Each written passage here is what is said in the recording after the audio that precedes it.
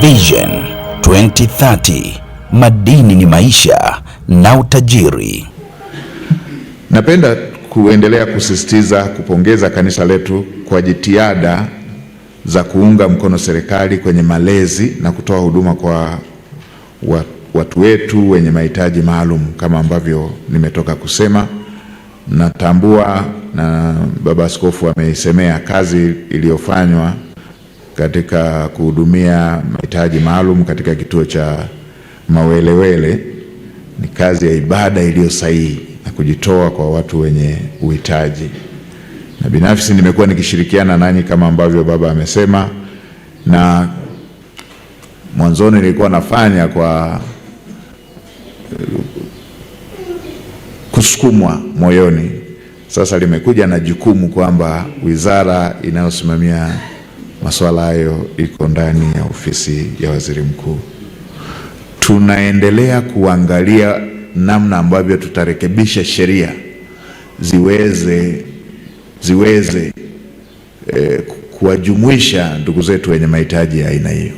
Maeneo matatu tayari serikali iliweka utaratibu wa kuwapa mikopo kupitia ile 442. Likawepo tatizo la kwamba mikopo ile inatolewa kwa vikundi. Tumeenda kuibadilisha sheria hiyo kwa sababu si jambo jema kusema kwenye wilaya ama kwenye mkoa watu wenye ulemavu watafutane ili watengeneze kikundi.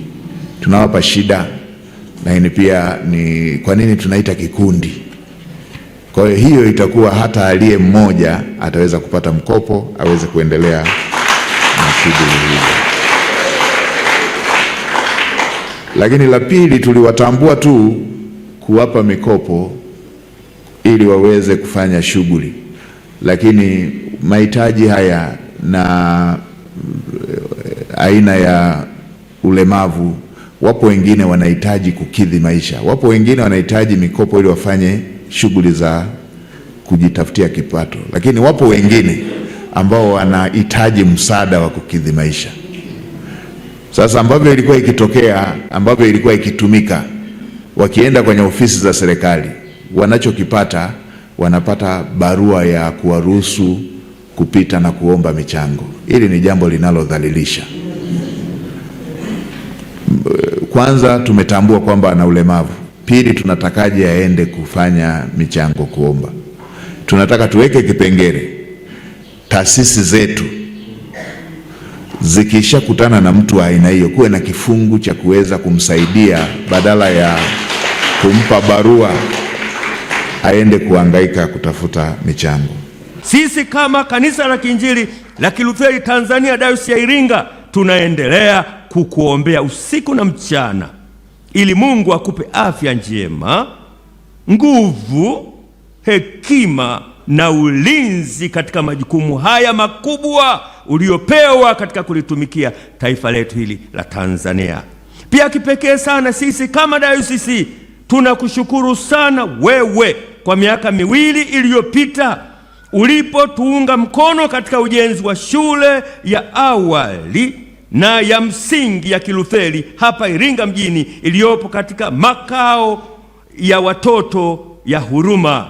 Mchango wako ule uliotupatia, leo tunasema kwa furaha kubwa ya kwamba shule ile inaendelea vizuri, wanafunzi wanasoma katika mazingira yaliyo bora, na watoto wetu wanaendelea kupata elimu bora yenye maadili mema na maarifa sahihi.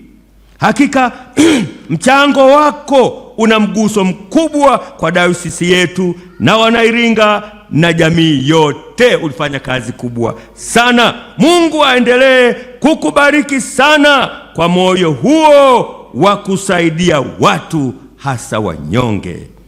Neno la Mungu linasema ni aheri kutoa kuliko kupokea, na ndivyo ulivyo Mheshimiwa.